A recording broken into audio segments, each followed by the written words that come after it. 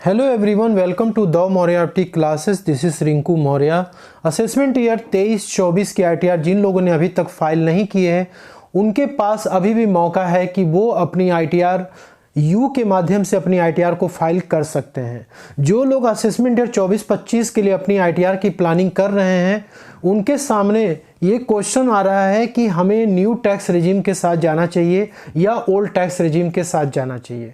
ये एक tax planning का विषय है जो कि आपको प्रोफेशनल की हेल्प लेने में मदद करेगा। इसके पहले वाले वीडियो में हमने बताया था कि न्यू टैक्स रिजीम में आपको कौन कौन से डिडक्शंस अलाउड किए गए हैं जो कि आप अपने आईटीआर में उसको क्लेम कर सकते हैं। असेसमेंट ईयर 24-25 के लिए कुछ डिडक्शंस, कुछ एग्जेम्पशंस जो कि आपको अलाउड नहीं होंगे, तो आपको यदि पहले से ये पता रहेगा तो आप ये डिसीजन ले पाएंगे कि आपको न्यू टैक्स रिजीम आपके लिए बेहतर रहेगा या ओल्ड टैक्स रिजीम आपके लिए बेहतर रहेगा।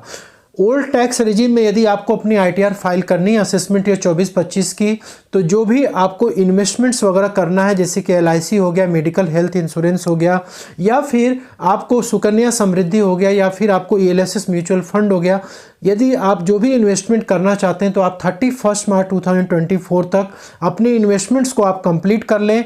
उसके बाद आप जब अपनी आईटीआर को फाइल करेंगे तो आपको ये डिडक्शंस क्लेम करने में काफ़ी हेल्प मिलेंगे।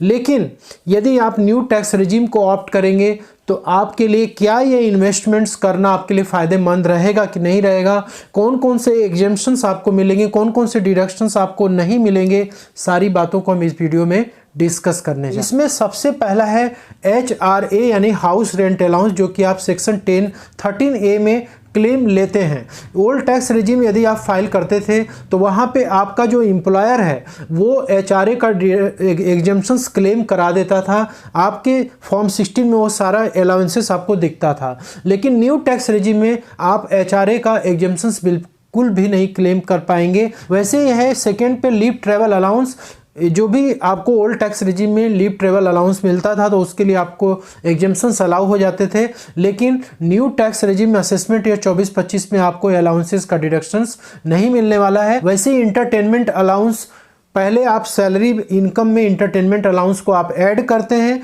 और यदि आप गवर्नमेंट एम्प्लॉई हैं तो आपको मैक्सिमम 5,000 रुपये तक का आपको एग्जेम्पशन मिल जाता था जब आप सैलरी की इनकम कैलकुलेट करते थे तब। लेकिन न्यू टैक्स रिजीम में ये अलाउंसेस भी आपका जो है एग्जेम्पशंस यहाँ पे आपको मिलने वाला नहीं है। मतलब कि आपके इनकम में इंटरटेनमेंट अलाउंस जुड़ेगा लेकिन उसका एग्जेम्पशंस आपको देखने को बिल्कुल भी नहीं मिलने वाला है। Children education and hostel allowance, children education आप लोगों को मालूम है कि 100 रुपीज़ पर मंथ पर चाइल्ड, और हॉस्टल के लिए भी आपको 300 रुपये पर मंथ पर चाइल्ड आपको मिलता था, जो कि आप ओल्ड टैक्स रिजीम में आप इसको क्लेम कर पाते थे, उसका एग्जेम्पशन ले पाते थे। लेकिन न्यू टैक्स रिजीम में ये अलाउंस भी आपका काट दिया गया है। वैसे माइनर चाइल्ड इनकम अलाउंसेस भी आपको इसमें अलाउ नहीं, एग्जेम्पशन नहीं मिलेगा। हेल्पर अलाउंस जो कि आपको मिलता था ओल्ड टैक्स रिजीम में, आपको ये अलाउंसेस क्लेम करने को मिलते थे, लेकिन न्यू टैक्स रिजीम में अलाउंसेस आपके हटाए गए हैं। परक्विजिट्स की बात किया जाए, आपको रेंट फ्री एकोमोडेशन हो, फर्निश्ड हाउस हो, जो कि आपको एम्प्लॉयर की तरफ से मिलता था, और इलेक्ट्रिसिटी, गैस और गार्डनर की सुविधा, ये सब फैसिलिटी मिलती थी, और इसमें आपको एग्जेम्पशंस मिलता था सैलरी में। लेकिन न्यू टैक्स रिजीम में परक्विजिट्स का भी आपको कोई भी एग्जेम्पशंस यहाँ पे देखने को नहीं मिलेगा। सिर्फ और सिर्फ जो ऑफिशियल परक्विजिट्स हैं वो उसका आपको एग्जेम्पशन मिलेगा। स्टेट गवर्नमेंट एम्प्लॉय को 2500 का प्रोफेशनल टैक्स का डिडक्शंस मिलता था, लेकिन न्यू टैक्स रिजीम में ये प्रोफेशनल टैक्स का भी आपको डिडक्शंस बिल्कुल भी नहीं मिलने वाला है। फूड अलाउंस आपको जो है 50 रुपया पर डे के हिसाब से फूड अलाउंस पहले अलाउ होता था न्यू ओल्ड टैक्स रिजीम में, लेकिन न्यू टैक्स रिजीम में कंप्लीटली इसको हटा दिया गया है। अदर स्पेशल अलाउंस सेक्शन 10-14 में, जैसे कि वहाँ पे ट्रैवलिंग अलाउंस होता था, यूनिफॉर्म अलाउंस होता था, ठीक है, और भी कई सारे अलाउंसेस की पूरी लिस्ट दी हुई है। लेकिन ये सारे अलाउंसेस भी आपके न्यू टैक्स रिजीम में आपको अलाउ होते हुए नहीं देखने को मिलेंगे। सिर्फ और सिर्फ स्पेशल अलाउंसेस में कन्वेंस अलाउंस आपका अलाउड है। यदि आपको जॉब पर्पस के लिए कोई भी अलाउंस मिलता है, आप जो है ट्रैवलिंग करते हैं एक जगह से दूसरी जगह ऑफिशियल पर्पस के लिए, तो उस केस में अलाउ होगा, और बाकी सारे special allowances new tax regime में अलाउ नहीं होंगे। और न्यू टैक्स रेजिम में क्या क्या डिडक्शंस या एग्जेम्पशंस अलाउड हैं उसको हमने ऑलरेडी एक वीडियो अपलोड की हुई, उसमें आप उस चीज़ को देख सकते हैं।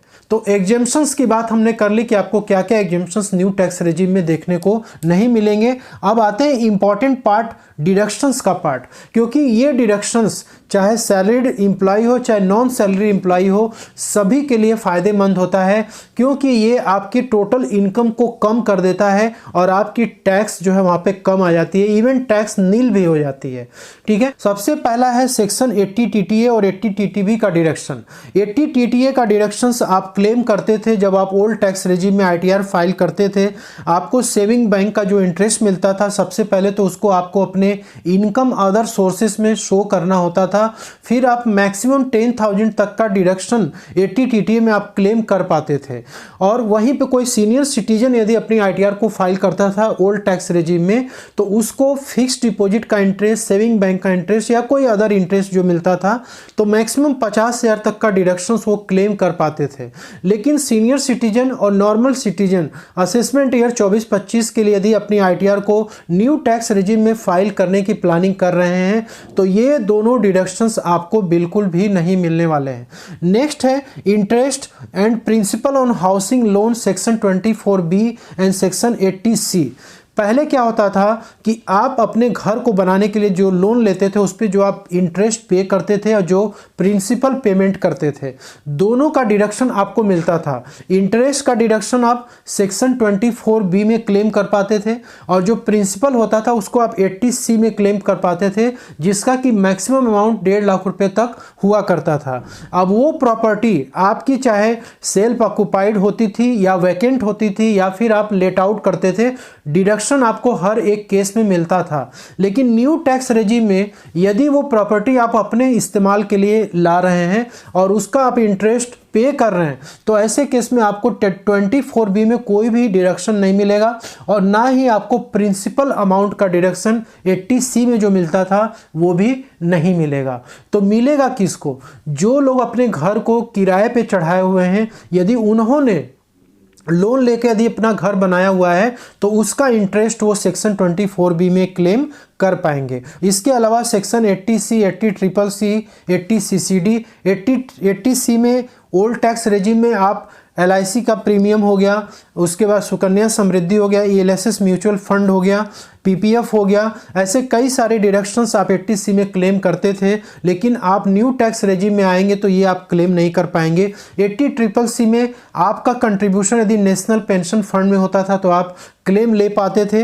वैसे 80CCD में भी नेशनल पेंशन स्कीम में जो कंट्रीब्यूशन होता है उसका आप क्लेम ले पाते थे, तो आपको एक्स्ट्रा यहाँ 50,000 रुपये तक का डिडक्शन मिल जाता था।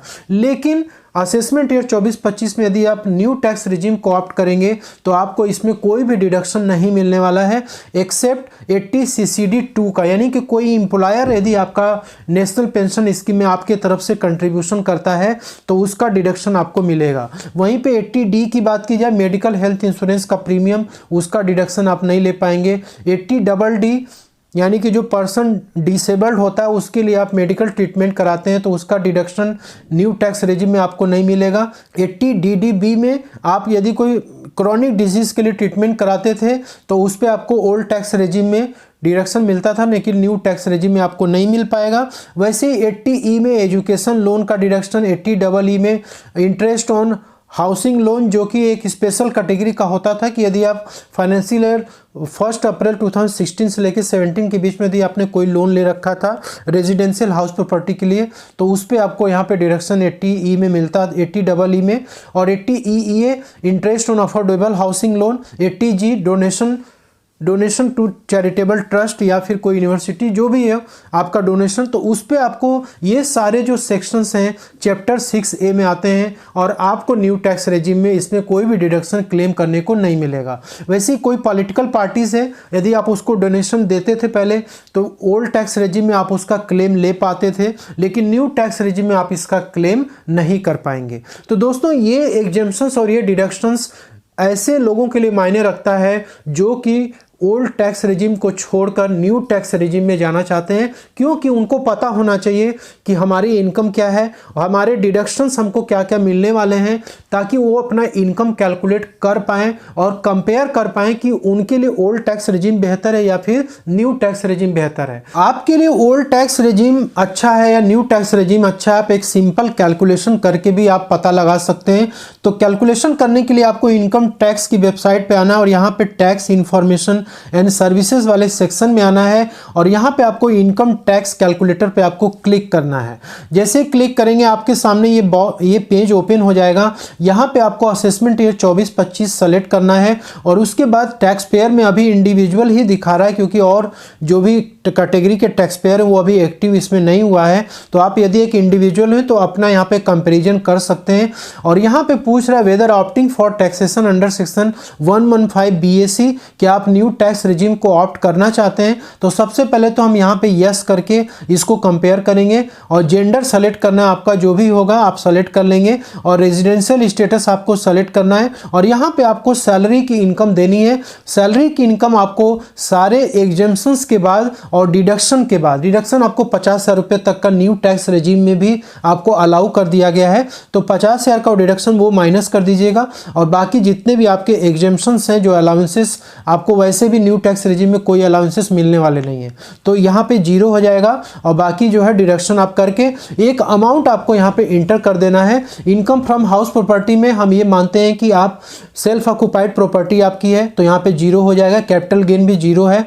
और इनकम फ्रॉम अदर सोर्सेज में आप चाहें तो यहाँ पे अपना सेविंग बैंक का इंटरेस्ट, फिक्स्ड डिपॉजिट का इंटरेस्ट या फिर कोई और इंटरेस्ट आपको मिला है तो आप यहाँ पे इंटर कर सकते हैं। यदि आपको कमीशन की इनकम हो रखी है तो आप कमीशन का अमाउंट यहाँ पे इंटर कर देंगे और कोई अदर इनकम है तो यहाँ पे इंटर आप कर देंगे। और आपने कोई भी यदि लॉटरी, क्रॉसवर्ड, पजल से इनकम आपको हो रखी है तो वो अमाउंट आप यहाँ पे इंटर कर देंगे। इंटर करने के बाद आपका ये अमाउंट यहाँ पे आ जाएगा और डिडक्शंस में आप यहाँ पे जब क्लिक करेंगे तो आपको सिर्फ और सिर्फ 2 ही डिडक्शंस न्यू टैक्स रेजिम में देखने को मिलेंगे, 80 CCD 2 और दूसरा है 80 CCH, जो कि ये अभी नया सेक्शन जोड़ा गया है जो कि अग्निवीर के लिए है। अग्निवीर, यदि अग्निवीर कॉर्पस में अपना कंट्रीब्यूशन करते हैं तो उनको 100% यहाँ पे डिडक्शन मिलने वाला है। तो ये 2 डिडक्शन ही आपको न्यू टैक्स रेजिम में देखने को मिलेंगे। आपके केस में यदि कुछ होगा तो आप इंटर कर दीजिएगा। तो टोटल इनकम यहाँ पे आपकी 6,95,200 आ चुकी है और यहाँ पे टोटल टैक्स आपका 24,520 आ रहा है।